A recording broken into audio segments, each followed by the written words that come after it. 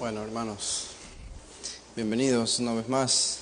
Solo quería animarles en cuanto sea posible por ustedes. Hoy predicó de nuevo el pastor John MacArthur y no pude escuchar todo el sermón, solo una parte, pero les animo cuando puedan recordar esta fecha, cuando suban ese sermón en español y escucharlo.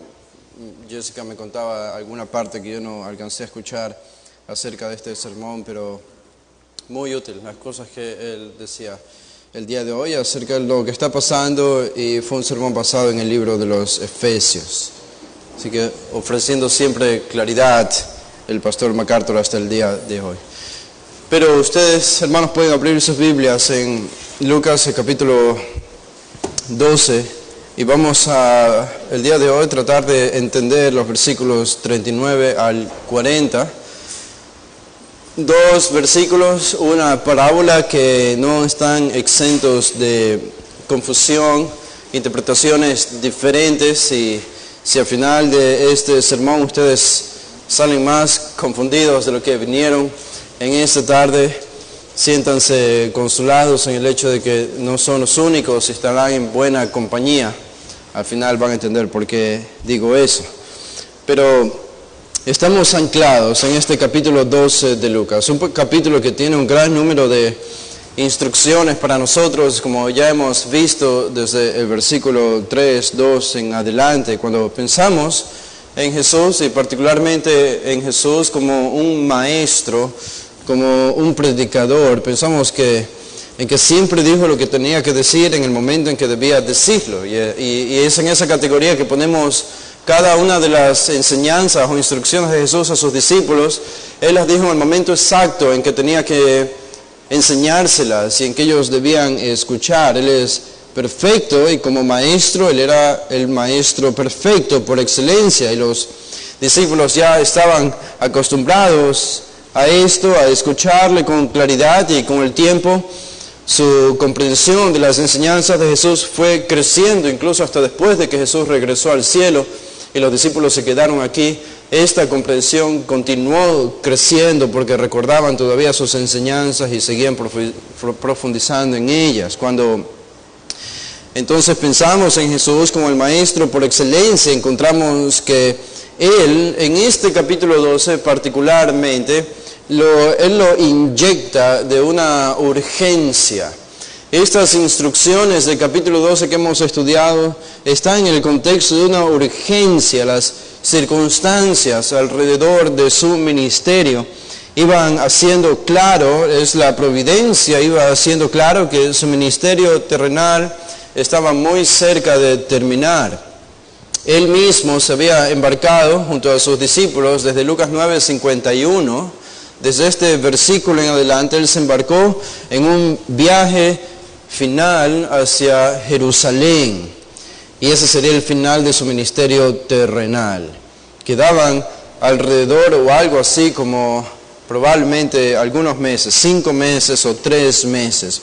Y esto es notorio en el Evangelio de Lucas, particularmente el autor de este Evangelio, que inspirado por el Espíritu Santo, a diferencia de los otros autores de los Evangelios como Mateo, Marcos y Juan, que ellos nos presentan el comienzo del fin de su ministerio terrenal con su entrada triunfal a Jerusalén. Esto vemos en Mateo, esto encontramos en Marcos también.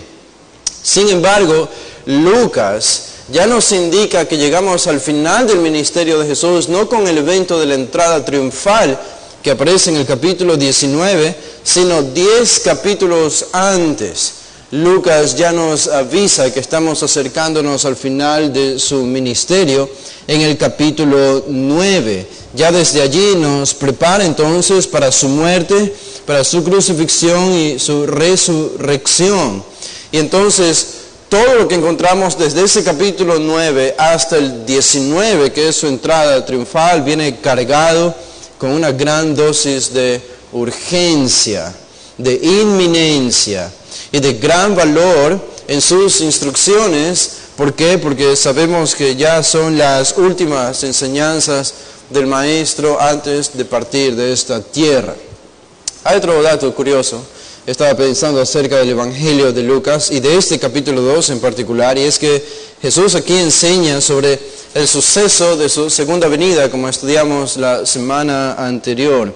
Una enseñanza que nosotros evangelios encontramos siempre al final de su ministerio terrenal, justo antes de crucifixión, cuando Jesús ya estaba en Jerusalén, describe a sus discípulos estos eventos acerca del fin de su segunda venida. Pero aquí en Lucas vemos algo diferente de nuevo. Ya desde el capítulo 12 en el que nos encontramos, hallamos que Jesús advierte a sus discípulos sobre su segunda venida. De nuevo, estamos a varios capítulos todavía de que Jesús entra en Jerusalén, pero ya Jesús en el Evangelio de Lucas habla de su segunda venida mucho antes, en el capítulo 12. ¿Y qué otra cosa puede significar esto? En la mente de Jesús, en Jesús que está enseñando a sus discípulos, quien pensó que el suceso, el evento de su segunda venida, tiene una íntima relación en cómo vivimos como cristianos en el presente. Que un evento futuro tenga una incidencia tan grande en el presente. Y esto es notorio porque en la historia de la iglesia, las épocas desde donde ha habido más fruto, donde se vio más fruto, fue justamente cuando los cristianos veían el evento de la segunda venida como un evento que iba a ocurrir en su propia generación. Podemos considerar la generación de los apóstoles que pensaban que Jesús vendría, Pablo habla de esto, pensaba que Jesús vendría dentro de su propia generación mientras él aún estaba vivo. Y podemos encontrar el fruto, el gran fruto de la iglesia primitiva. Podemos pensar en los puritanos en el siglo XVII y XVIII que también pensaban que Jesús iba a venir en su propia generación al ellos llegar para lo que ellos era, entre comillas, la tierra prometida, era Norteamérica, Estados Unidos. Salían huyendo de Inglaterra y para ellos esta era una señal de que el final estaba cerca, y podemos considerar el gran fruto, el gran avivamiento entre ellos y los migrantes que llegaron a ese lugar. Y esta es la razón por la que encontramos esta instrucción de Jesús en Lucas 12.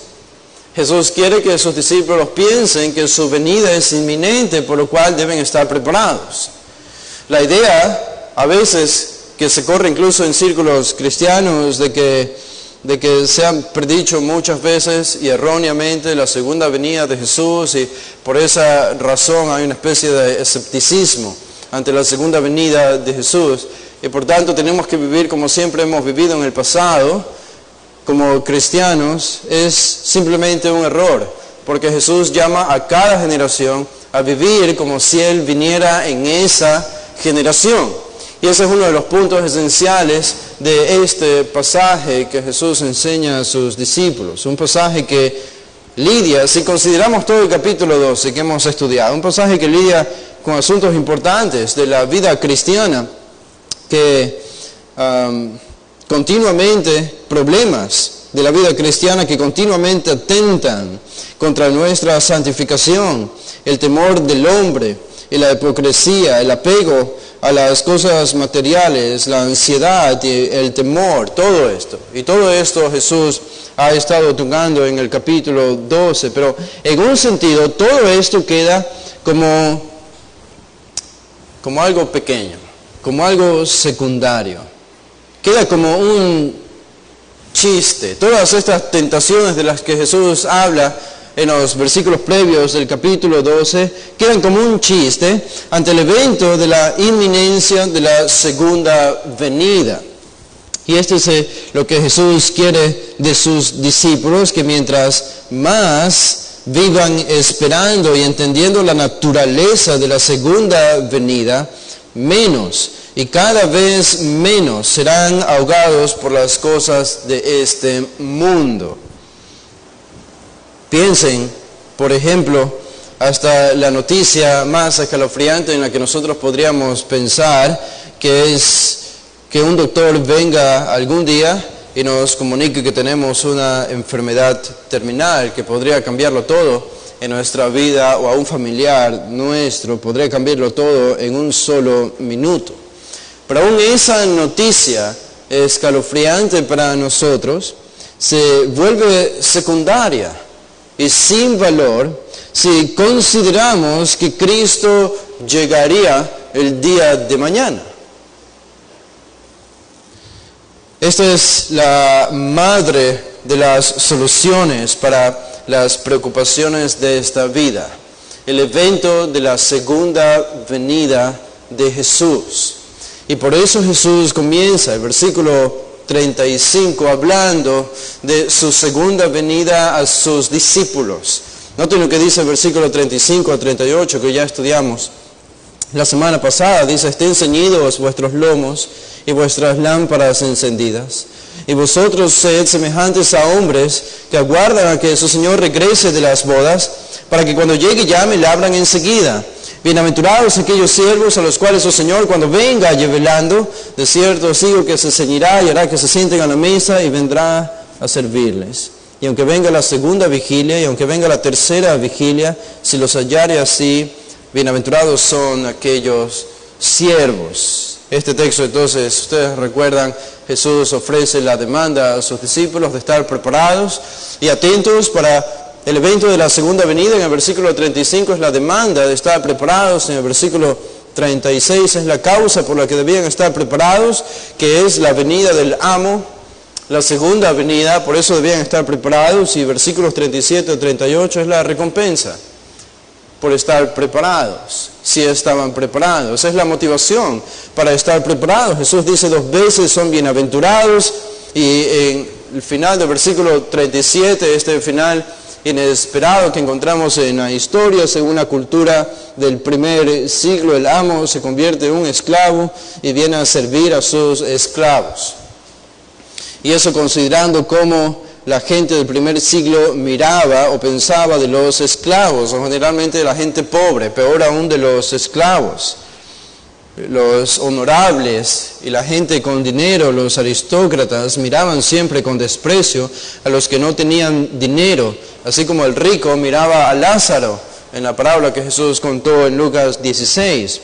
Un ciudadano se encontró de Pompeya, del primer siglo, había escrito en la pared lo siguiente. Él escribió: odio a la gente pobre. Odio a la gente pobre. Dice: si alguien quiere algo por nada, es un tonto. Deja que pague y entonces lo conseguirá. Es lo que él escribió. Los aristócratas y la gente rica entonces veían a la pobreza como algo horrendo y algo deshonroso. Así veían los amos a los esclavos. Y este amo entonces se comporta de una manera completamente inesperada para la cultura de ese tiempo. Y es un reflejo, decíamos la semana pasada, es un reflejo de lo que va a acontecer en la segunda venida de Jesús, cuando encuentre a sus siervos, a sus esclavos, a su iglesia, que somos nosotros, sirviéndole en el reino, buscando el reino de Dios, como ha dicho en el versículo 31, invirtiendo en el reino de Dios. Entonces vendrá nuestra recompensa. Participaremos de su gozo, participaremos de su banquete, y Él nos hará parte de ese gozo celestial al cual se había ido. Ahora, estos son los versículos 35 al 38, esta es la primera parábola. Pero en este pasaje, si contamos hasta el versículo 40, tenemos una segunda parábola que aparece en el versículo 39. Y esta es la segunda parábola.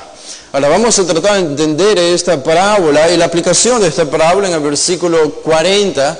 Si ustedes consideran los versículos 41 al 48, continúan en realidad toda esta conexión de pasajes que tenemos, y en los versículos del 41 al 48 hay una tercera parábola que Jesús enseña a sus discípulos. Así que tenemos 3 parábolas en todo este pasaje, y las 3 parábolas están dirigidas al mismo hecho de la preparación ante la segunda venida de Jesús. Las 3 parábolas.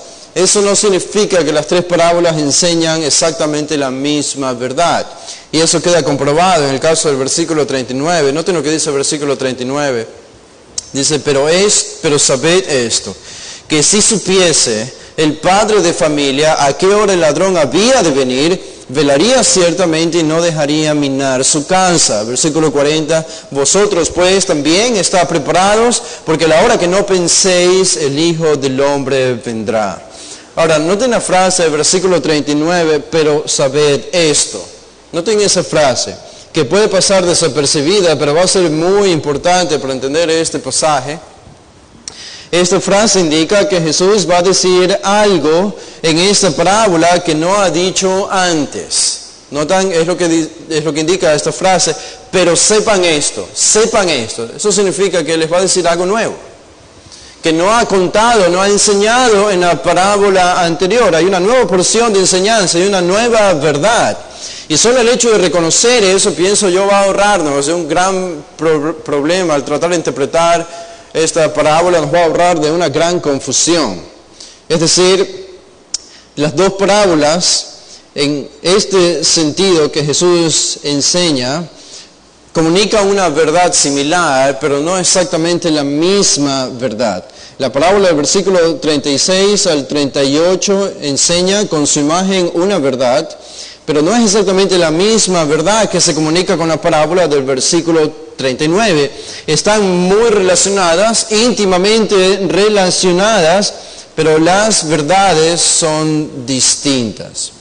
Y a juzgar por cómo Jesús termina la parábola anterior, cuando termina en los versículos 37 y 38 con esta gran bienaventuranza, esta gran recompensa a los esclavos, uno podría decir, bueno, aparentemente no hay nada que añadir acerca de esto. Está todo dicho, está todo enseñado, es muy claro. Jesús, si los esclavos o los cristianos le esperan a Él sirviéndole y siendo fieles y leales y devotos, Él vendrá a recompensarnos. ¿Qué más enseñanza acerca de su segunda venida necesitamos nosotros o sus discípulos? El texto del pasaje anterior termina de manera clara. Sin embargo, Jesús pensó importante añadir algo más acerca de su segunda venida que sus discípulos debían conocer. Y por eso añade la parábola del versículo 39. De hecho, el verbo saber del versículo 39, ginosko, es un imperativo, es una orden. Es una orden. Esto indica que no era opcional para los discípulos conocer esta verdad, sino un requisito, conocer la verdad de los versículos 39 al 40. Esto habla entonces de la importancia de lo que Jesús dice aquí en esta parábola. No es algo periférico a la vida cristiana, es algo central en nuestra vida cristiana, entender lo que Jesús dice aquí. Y solo para evitar más confusiones, mientras seguimos avanzando en el texto, déjenme decirles, si tienen la Biblia Reina Valera 1960, ven una frase en el versículo 39 que dice, velaría ciertamente. ¿Sí lo ven allí? Velaría ciertamente. Si la ven, bueno, no la deberían ver, porque no está allí. No está en los manuscritos originales, en los mejores manuscritos. Ha estado en algunos pocos manuscritos, pero que no son los mejores, y Reina Valera por alguna razón decidió añadirlo. No contradice ninguna enseñanza, de hecho afirma lo que Jesús enseña en el versículo 39, pero no forma parte de los escritos originales. Pero conociendo esto, entonces vamos a hacer la pregunta, ¿cuál es la imagen que Jesús utiliza aquí? ¿De qué se trata esta parábola? ¿Y en qué se diferencia de la anterior? Bueno, en primer lugar, Jesús nos introduce al personaje, uno de los dos personajes principales en esta parábola, que es el padre de familia. Ustedes ven allí, dice que si supiese el padre de familia. Padre de familia. Esta palabra es la palabra, solo una palabra en griego, oikodéspotes. Oikodéspotes. De donde viene la palabra déspotes. Déspotes a veces se utiliza en español para déspota, entendemos lo que significa esto, pero en el sentido griego no necesariamente tiene una connotación negativa. La palabra déspotes puede ser traducida como señor, amo o dueño, pero sí comunica un fuerte sentido de autoridad, de influencia, de poder, de control, de dominio. Y eso es lo que indica esta palabra. Ahora, si ustedes añaden la palabra oikos, porque es oikodéspotes, es dueño de la casa. o el amo de la casa. Y esa es la idea, por eso se lo traduce el padre de familia. El padre de familia. Si nosotros nos trasladamos por un momento al primer siglo, vamos a encontrarnos que gobernaba el Imperio Romano, incluso en Palestina también. Y entonces, dentro del Imperio Romano había un hombre que tenía la mayor autoridad, control e influencia dentro de un hogar que tenía a su esposa, a sus hijos, siervos, siervas, esclavos, animales, etcétera. Y este tenía un nombre particular en el Imperio Romano, era el pater familias. El pater familias.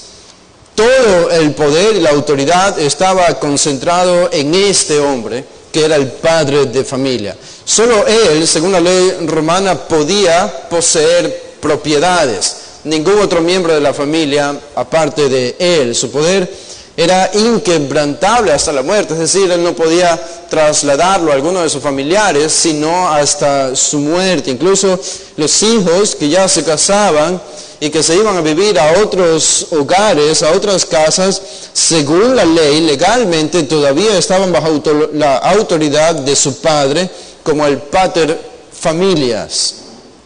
Y es de un hombre así que Jesús habla en esta parábola en el versículo 39. Es un hombre con mucha autoridad. Ahora, naturalmente, un pater familias tendría una casa donde vivir con toda su familia y siervos y siervas. Y él habría vivido normalmente en una villa romana, como se conocen estas casas.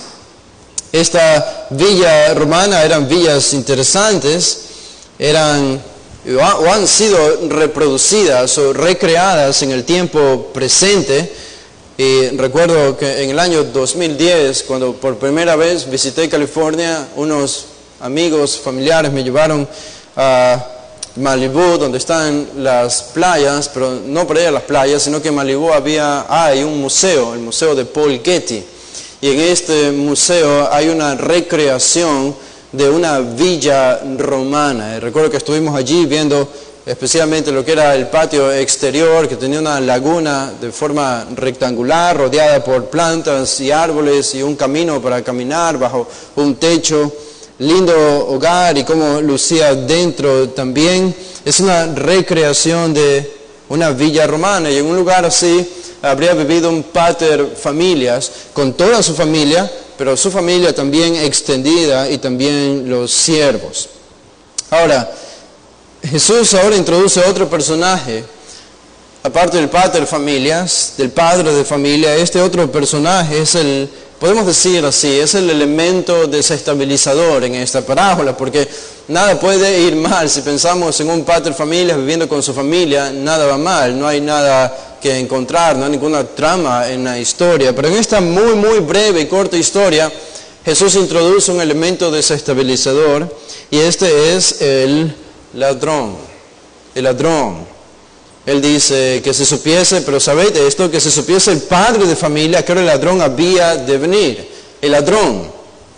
Y este segundo personaje es alguien del que ya hemos hablado en el pasado. En el versículo 33 aparece la misma palabra, ladrón. Hay por lo menos 3 palabras en el griego que se traducen como ladrón.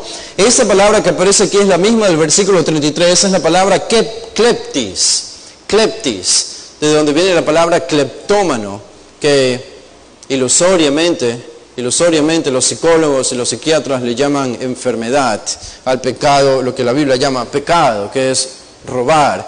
Los psicólogos dicen es una enfermedad y hay que curarlo, y le llaman cleptomanía. Pero viene de esta palabra klepte, ¿sí? Era una referencia a un ladrón, pero no cualquier tipo de ladrón. Era un ladrón que robaba, pero que robaba sigilosamente, que robaba escondidamente, que robaba en la noche. A veces incluso era alguien que pertenecía a la comunidad y que nadie sabía que era un ladrón, pero que robaba de manera tan secreta, entonces que nadie lo conocía como un ladrón golpeador, como un vandálico, como alguien que robaba frontalmente con armas y lastimaba a las personas. No es ese tipo de ladrón, es el tipo de ladrón que hace todo a escondidas y en la noche. Por eso Judas es llamado kleptes en Juan 12:6. Es este tipo de ladrón porque él sustraía escondidamente el dinero de la bolsa, no lo hacía frontalmente. Los asaltantes y atracadores eran grupos diferentes de ladrones, y hay otras palabras que hacen referencia a este tipo de ladrones, pero aquí tenemos este ladrón que hace todo de manera más escondida. El caso de este ladrón entonces es claro. ¿Cuál es el caso de este ladrón? Es claro por la frase al final del versículo 39, dice: y no dejaría minar su casa. El padre de familia no dejaría minar su casa si supiese a qué hora vendría este ladrón. Esa frase entonces, no dejaría minar su casa, confirma el hecho de que este es un ladrón que hace todo a escondidas. Esta sería una casa, o por lo menos una pared de la casa, construida de barro, de ladrillo, que literalmente se podía hacer un hueco, y esa era la práctica de los ladrones, hacer un hueco en la noche, porque era fácil hacer un hueco en este tipo de paredes de esta construcción, y entonces se metían en las casas a hurtadillas, a escondidas. Eso significa minar, por eso Lucas dice, o Jesús dice, minar la casa, hacer un hueco, hacer un hoyo en la pared para meterse por allí. Y esta es la idea, Hay un par de referencias a este tipo de ladrones, incluso tenemos en la ley de Moisés, en Éxodo el capítulo 22, dice en el versículo 2, si el ladrón fuera hallado forzando una casa, esta es la idea, si el ladrón fuera hallado forzando una casa y fuera herido y muriere, el que lo hirió no será culpado de su muerte. Ahí ustedes tienen una ley para aplicarla si alguien entra a su casa a robarles. Pueden herirlo de muerte y no serán culpados. Claro, esto era según la ley judía, no según la ley ecuatoriana, que es diferente. Pero la idea es de un ladrón que está forzando la casa, es un ladrón que está haciendo un hueco literalmente en la casa para introducirse por allí. Y Job, cuando se queja contra Dios, también nos da una referencia a este tipo de ladrones que trabajan en la noche, y nos dice en el capítulo 24 de Job, el versículo 16, ya habla del ladrón. En el versículo 14 dice: la luz se levanta el matador, mata al pobre y al necesitado, y de noche es como ladrón. En el versículo 16 dice Job 24, 16, en las tinieblas minan las casas, que de día para sí señalaron, no conocen la luz. En tinieblas minan las casas, es la misma idea, hacen agujeros en las casas. Bien, estos son los personajes. El padre de familia, el ladrón. Ahora, ¿cuál es la trama de esta pequeña historia? ¿De qué se trata esta pequeña historia de un solo versículo? Bueno, lo que tenemos aquí es en una oración condicional. Jesús nos dice de qué se trata todo esto. Y déjenme darles el último dato gramatical del pasaje, antes de que se cansen de escucharme, antes de que se confundan por lo que voy a decirles. Pero es importante entender esto. El versículo 39, notan que es una oración condicional. Jesús dice, pero sepan esto, que si es que, es una condición, si es que supiese el padre de familia que ahora el ladrón había de venir, entonces el resultado, no dejaría minar su casa. Esto es lo que en griego se llama una oración condicional de segunda clase. Eso al castellano, al español traducido significa que Jesús está suponiendo por un momento que algo es verdad, aunque Él sabe que no es verdad. Él sabe que algo es falso, pero asume que es verdad solo por un momento. Y solo para enfatizar un argumento. Él lo considera como si fuese verdadero para elaborar su argumento en la historia. Entonces, ¿qué es lo falso aquí? Que Jesús considera verdadero solo por un momento en esta parábola. Lo falso es lo que se supone que es falso. La primera parte de esta condicional dice que si supiese el padre de familia a qué hora el ladrón había de venir. ¿Se dan cuenta qué es lo falso y que Jesús supone que es verdad? Lo falso es que el padre de familia sabe a qué hora exactamente el ladrón va a venir a robar. Eso es lo falso. Pero Jesús asume como si fuese verdadero. A menos que uno se encuentre con un ladrón tan torpe, tan tonto, que le comunique a su víctima diciéndole, hoy a eso de las 2 de la mañana voy a hacer un hueco en la cocina de tu casa para robarte las joyas que tienes en tu armario? Y a menos que un ladrón sea tan tonto como para decirle eso a su víctima, simplemente este escenario no existe en el mundo real y Jesús sabe eso. Un ladrón nunca avisa su llegada. Pero Jesús asume lo contrario por un momento. Jesús asume que probablemente el ladrón le dijo al padre de familia a qué hora iba a llegar. Y entonces el padre de familia sabe exactamente a qué hora el ladrón va a llegar. Y nosotros sabemos que los ladrones no funcionan así. Los ladrones no funcionan así. Ellos funcionan en el extremo opuesto de este espectro. Estaba revisando alguna información acerca de los ladrones del siglo o los robos del siglo. Y claro, el ladrón del siglo, ese es el título que le pusieron, apareció de Sudamérica, tenía que ser de Sudamérica, tenía que ser uno de nosotros. Y este es un argentino que en el 2006 él planificó un año de anticipación, un robo a un banco de $19 millones con ayuda de algunos amigos ladrones. Ellos robaron el banco, después de robar el banco huyeron en un túnel que habían construido un año antes y ese túnel los llevaba del banco a los desagües subterráneos y allí ellos andaron en dos, lo que llamaban gamones, como botes hechos de goma y tela con neumáticos y con la ayuda de un dique que ellos habían construido para mantener el nivel del agua. Llegaron al final de la alcantarilla donde los esperaba una camioneta justo arriba de la alcantarilla que tenía todo un agujero en el suelo de la camioneta y ellos se subieron por allí y escaparon finalmente burlando a 200 policías. Es de este tipo de ladrones de que Jesús está hablando. Es este tipo de ladrones sigilosos, inadvertidos. Su visita es completamente inadvertida porque está muy bien planificada.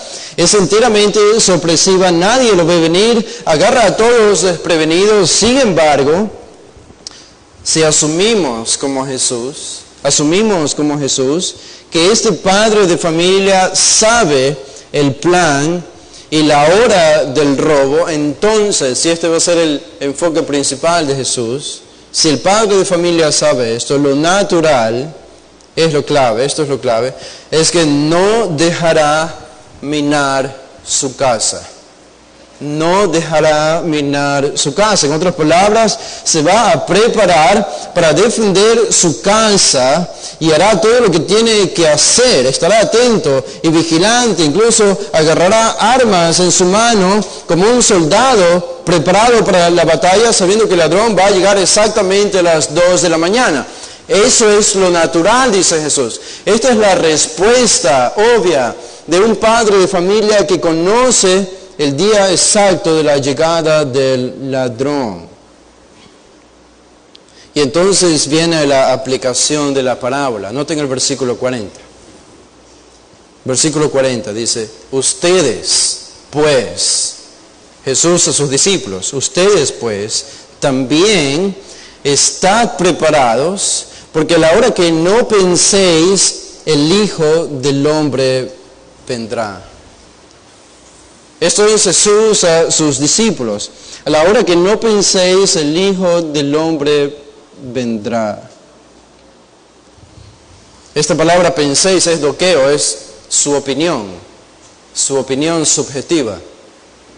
Cada uno puede tener una opinión subjetiva acerca de cuándo vendrá el Hijo del Hombre. Jesús dice, bueno, no va a venir a la hora que las personas o los hombres piensen que va a venir. La pregunta es, entonces, ¿por qué Jesús advierte a sus discípulos que vendrá como ladrón en la noche? ¿Significa que si ellos no están preparados para la segunda venida, algo negativo, algo perjudicial va a acontecer con los discípulos de Jesús? Si no están esperándolos, si Jesús viene a ellos como ladrón en la noche. Algo interesante aquí, y es esta frase, ladrón en la noche. Esta es en realidad la clave para entender todo esto, porque Jesús lo utiliza aquí, y Jesús proveyó para sus discípulos que le iban a utilizar más tarde en las cartas del Nuevo Testamento, utilizaron esta misma frase. Ahora conociendo a los apóstoles con una comprensión mayor de la segunda venida de Jesús. El ladrón simboliza a Cristo. Eso es claro en la parábola. El ladrón simboliza a Cristo. No en el sentido negativo de un ladrón, pero en el sentido de que llega a una hora inesperada. No solo para los incrédulos, sino también para los discípulos. Es claro en el versículo 40 que Jesús les dice a ellos, estén preparados porque a la hora que no piensen ustedes, el Hijo del Hombre vendrá como un ladrón. Esa es la idea. Su venida es inesperada. Y esta misma frase, como ladrón en la noche, se vuelve a repetir en el Nuevo Testamento. Acompáñenme ustedes. Noten lo que dice Pablo, por ejemplo, conociendo este pasaje de Jesús, seguramente, él escribe a los tesalonicenses que tenían algunas preguntas acerca de la segunda venida, y dice en el capítulo 5, noten, 1 Tesalonicenses 5, en el versículo 1 dice, pero acerca de los tiempos y de las ocasiones, no tenéis necesidad, hermanos, de que yo os escriba, porque ustedes saben perfectamente, es decir, yo ya les he hablado de esto. Ustedes ya conocen los eventos de la segunda venida. Ustedes saben perfectamente que el día del Señor vendrá así como ladrón en la noche. Y Jesús, entonces, Pablo aquí en realidad conecta dos conceptos importantes, que es el día del Señor con el ladrón en la noche. Ahora, no tenemos tiempo para hacer esto, pero si tuviéramos, ustedes lo pueden hacer en su casa, busquen la frase día del Señor en los profetas del Antiguo Testamento, y se van a dar cuenta que el día del Señor es una referencia a la venida del Señor en juicio, para castigar a las naciones, a los incrédulos. Eso es el día del Señor. El día del Señor no es algo bonito en el sentido escatológico. Es algo escalofriante para las naciones paganas, incrédulas. Y Pablo está diciendo aquí, entonces, está conectando estos dos conceptos. Dice, el día del Señor vendrá así como el ladrón en la noche. Es decir, el ladrón en la noche, Jesús viniendo como el ladrón en la noche, es Jesús viniendo en juicio para castigar. Dice el versículo 3, que cuando digan paz y seguridad, entonces vendrá sobre ellos destrucción repentina, como los dolores a la mujer encinta, y no escaparán. Esto, pensamos nosotros, entonces no se aplica a los creyentes.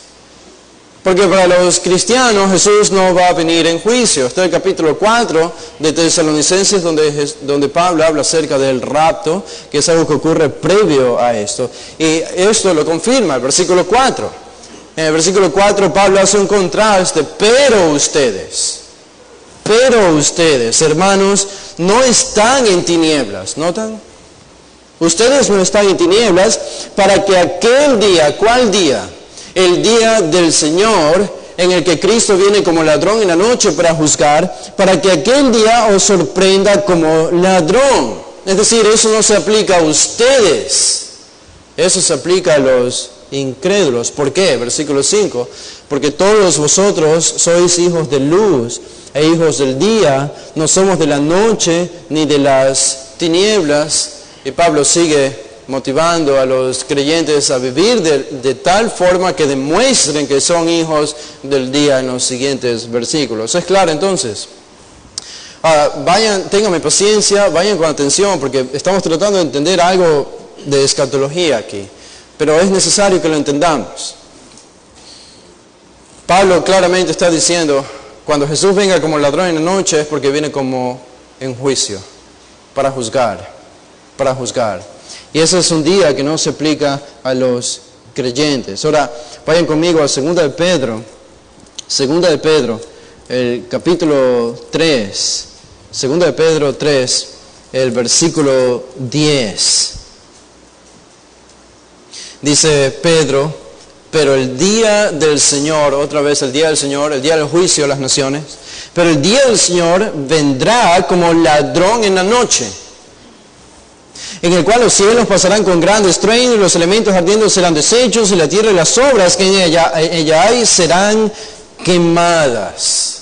De nuevo, ladrón en la noche relacionado al día del Señor, juicio para los incrédulos. Aún así, en ese contexto hay una motivación para los cristianos. En el versículo 11, aunque ese día no nos afecta, debe tener un efecto en nosotros, dice Pedro y Pablo también, en el versículo 11, puesto que todas estas cosas han de ser desechas, ¿cómo no debéis vosotros andar en santa y piadosa manera de vivir, esperando y apresurándoos para la venida del día de Dios, en el cual los cielos encendiéndose serán deshechos y los elementos siendo quemados se fundirán? Y el contraste de nuevo, versículo 13, pero nosotros, ¿notan el contraste? Pero nosotros esperamos, según sus promesas, cielos nuevos y tierra nueva en los cuales mora la justicia. Un segundo pasaje entonces de la tradición que ya venía de los apóstoles, y todo lo aprendieron del texto que estamos estudiando en Lucas.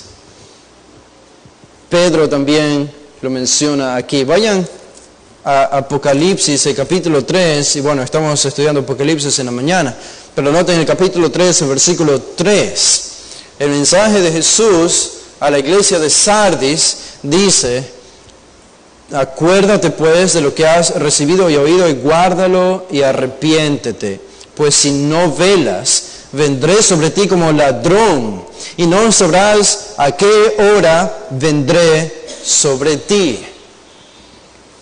Esto es juicio. Ese es el juicio de Jesús sobre una iglesia, y una iglesia que sabemos que está llena de no creyentes, porque el mismo Jesús llama a esta iglesia muerta. En el versículo 1 al final: yo conozco tus obras, que tienes nombre de que vives y estás muerto. Una iglesia muerta es una iglesia que no tiene creyentes, o que casi no tiene creyentes, que está llena de gente que profesa el cristianismo. Y Jesús dice: vendré como ladrón en la noche, vendré a juzgarte. Y otra vez encontramos el contraste en el versículo 4. Pero tienes unas pocas personas en Sardis que no han manchado sus vestiduras y andarán conmigo en vestiduras blancas porque son dignas. Y un pasaje más. No están cansados, ¿no? Un pasaje más en Apocalipsis, el capítulo 16, el versículo 15 dice: este es en el contexto de las copas de ira, y en el contexto de la séptima, entre la sexta y séptima copa de la ira, aparece aquí el versículo, habla de las señales. Las copas de ira se han derramado. En los versículos anteriores aparecen allí en el versículo 13 el dragón, la bestia y el falso profeta, es decir, el anticristo, Satanás y el falso profeta. Envían algunos espíritus para reunir a los ejércitos para luchar contra Dios en la batalla del Armagedón. Y dice el versículo 15, este es Jesús hablando: he aquí, yo vengo como ladrón. ¿Qué significa esto? A los creyentes, la iglesia ya ha desaparecido hace tiempo de Apocalipsis 16. La iglesia ya no está en Apocalipsis 16. El rapto, la parousia, algunos piensan que hemos inventado la palabra rapto o arrebatamiento, pero es una palabra griega, bíblica, del Nuevo Testamento, que es parousia, la traslación o la aparición de Jesús, la venida de Jesús. Ya ha ocurrido para la iglesia.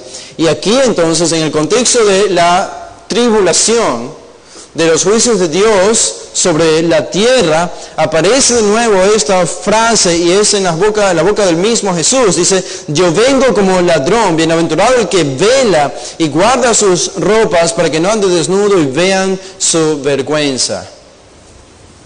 La idea de juicio, de nuevo, la idea de juicio. Entonces, todos estos pasajes, regresan a Lucas 12, todos estos pasajes hablan de la venida de Cristo como ladrón en la noche, siempre para juzgar. Siempre para juzgar. No para juzgar a los creyentes, sino para juzgar a los incrédulos. Ese es el contexto de todos estos pasajes que hemos visto en el Nuevo Testamento. Y entonces, regresando a la parábola de Jesús en el capítulo 12, no podemos evitar hacernos la pregunta, y esto es lo que causa gran confusión acerca de este pasaje: Porque Jesús habla de su segunda venida como ladrón en la noche y aparentemente la aplica a sus discípulos. Dice de nuevo en el versículo 40, ustedes pues también estén preparados porque a la hora que no piensen el Hijo del Hombre vendrá. ¿Cómo vendrá? En el versículo 39, como ladrón en la noche, como un ladrón viene, de manera inesperada.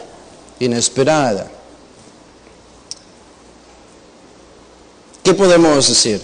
Bueno, vamos a ir llegando a la conclusión ya, pero para ir terminando, el punto de esta parábola, y esto es lo clave para nosotros, lo que nos va a ayudar a entender lo que Jesús está diciendo aquí, es la inminencia.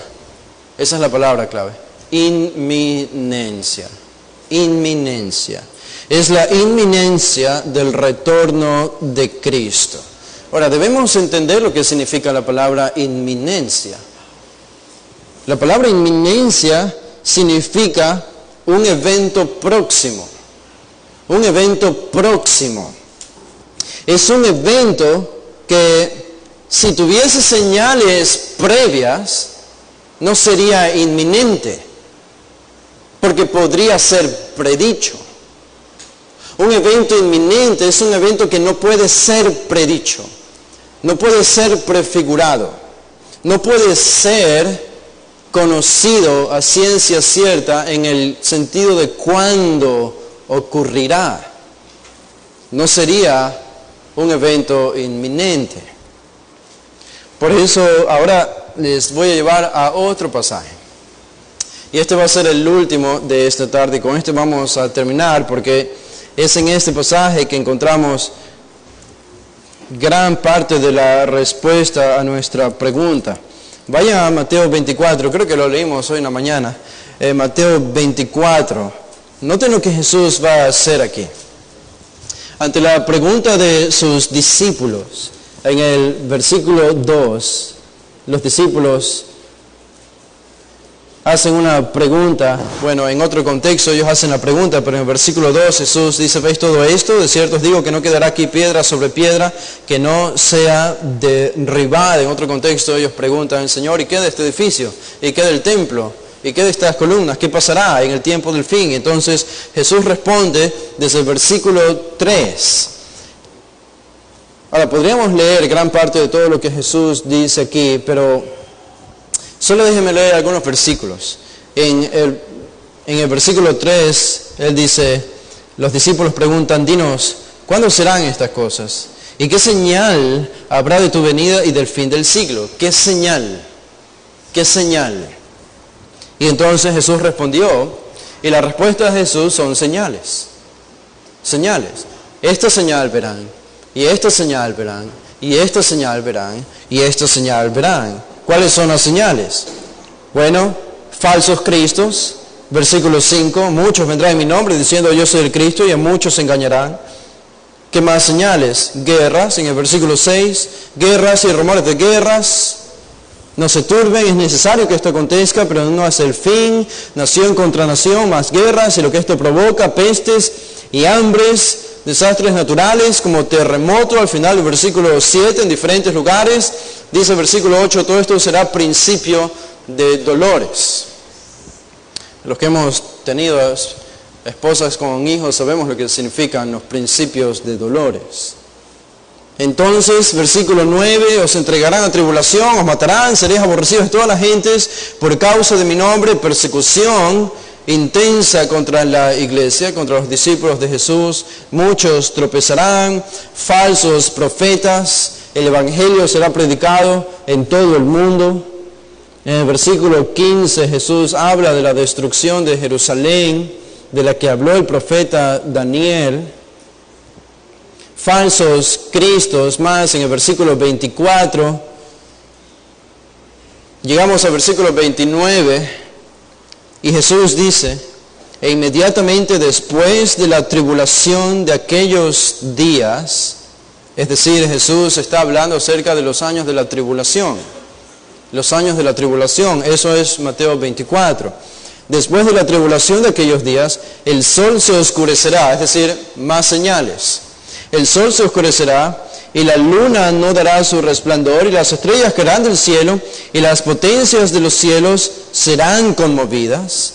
Entonces, después de todas estas señales, entonces aparecerá la señal del Hijo del Hombre en el cielo, y entonces lamentarán todas las tribus de la tierra, y verán al Hijo del Hombre viniendo sobre las nubes del cielo con poder y gran gloria, y enviará a sus ángeles para reunir a sus escogidos que hayan quedado en ese tiempo de los 4 vientos de todo el mundo.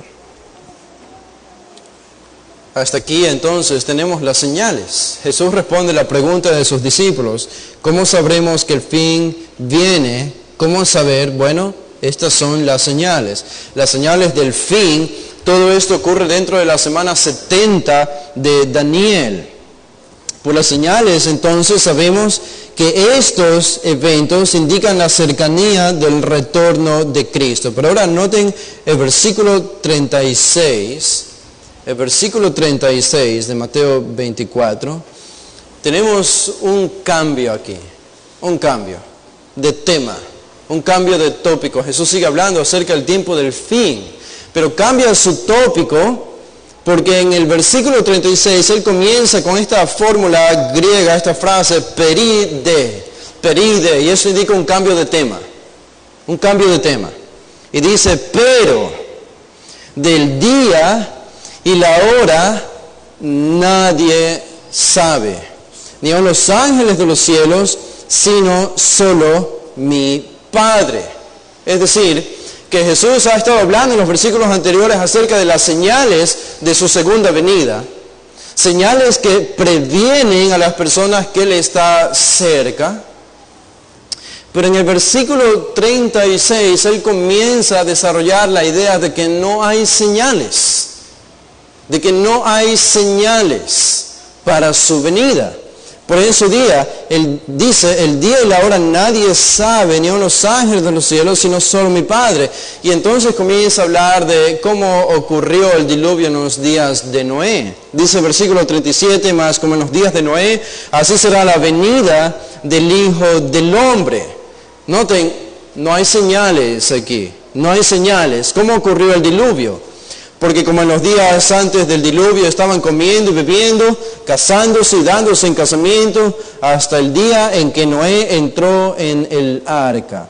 Y no entendieron hasta que vino el diluvio y se los llevó a todos. Así será también la venida del Hijo del Hombre.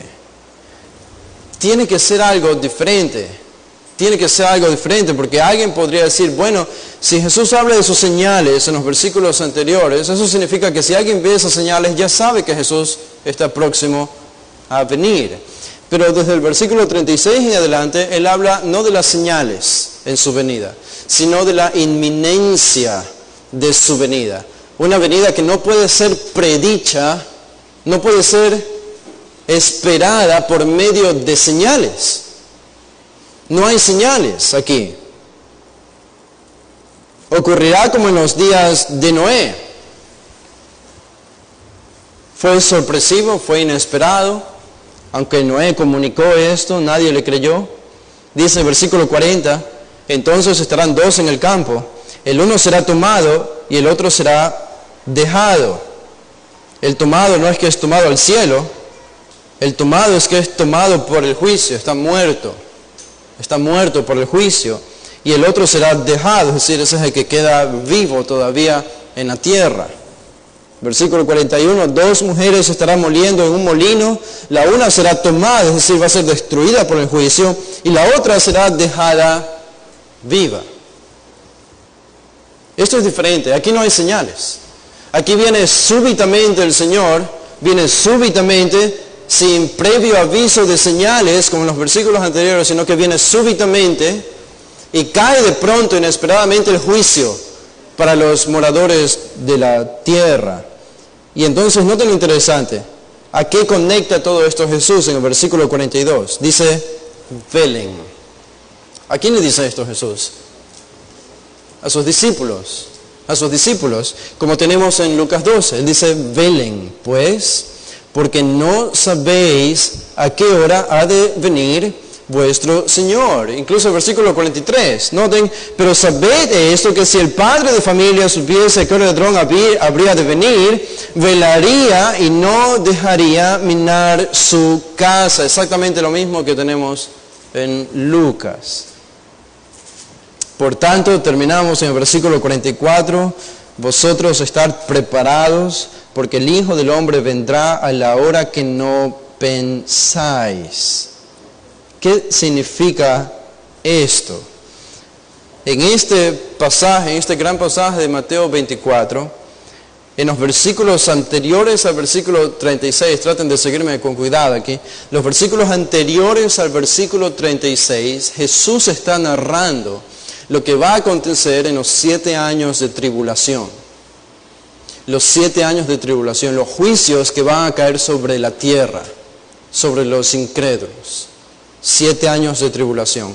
Pero en el versículo 36 en adelante, Jesús habla no ya de estas señales de juicio durante los 7 años de tribulación, sino que habla de lo que va a dar inicio a esos 7 años de juicio en la tribulación. Y lo que va a dar inicio a esto es su venida inminente, su aparición inesperada como un ladrón en la noche. Y cuando Él aparezca como un ladrón en la noche, entonces inmediatamente comenzará el juicio sobre la tierra, pero paralelamente a esto ocurre el otro gran evento para nosotros. El otro gran evento para nosotros es el arrebatamiento. El arrebatamiento. Hay que notar que la venida de Jesús como ladrón es para juicio de la tierra. Esta venida de Jesús como ladrón da inicio a los 7 años de juicio, los 7 años de tribulación. Pero esta venida como ladrón al mismo tiempo que es secreta, implica el arrebatamiento de la iglesia, de los creyentes. Un evento que puede ser predicho por señales ya no es inminente. Y tanto su primer toque, su primer golpe de juicio sobre la tierra va a ser inminente. Esa es su venida como ladrón. Pero también su venida para arrebatarnos a nosotros va a ser inminente. No hay señales previas para esto. Por lo tanto, el un evento y el otro evento están paralelamente conectados, simultáneamente conectados. Y lo que implica entonces Jesús viniendo como ladrón es la salvación de los suyos, de la iglesia, el arrebatamiento de la iglesia. Y lo que al mismo tiempo comienza el juicio de Dios sobre la tierra. Y entonces podemos comenzar a entender, si regresan a Lucas 12 y terminamos, podemos comenzar a entender lo que Jesús dice aquí.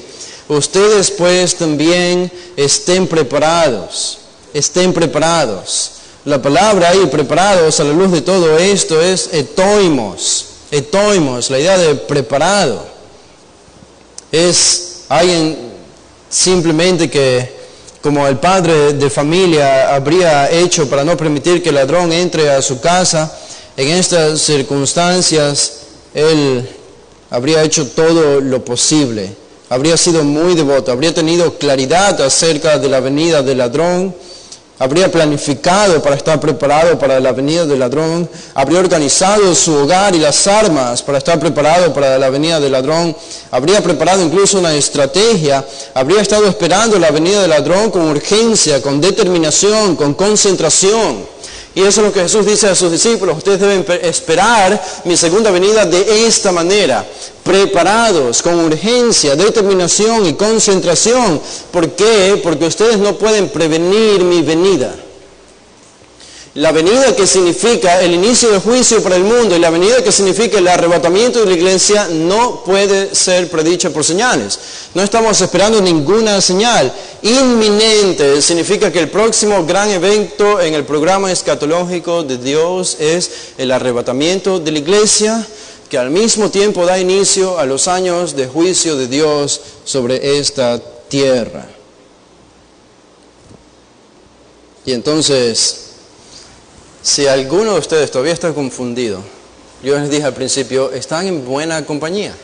Porque el versículo 41, noten lo que dice. Entonces Pedro le dijo, Señor, ¿dices esta parábola a nosotros o también a todos? Pedro tampoco entendía lo que Jesús estaba diciendo. Y entonces la siguiente gran parábola que va del versículo 42 al 48, Jesús explica a Pedro y a los discípulos de qué está hablando aquí. Y es más o menos lo que hemos dicho, pero añadiendo incluso más información. Y nosotros pensamos entonces, la gente hoy vive como vivían en el Titanic.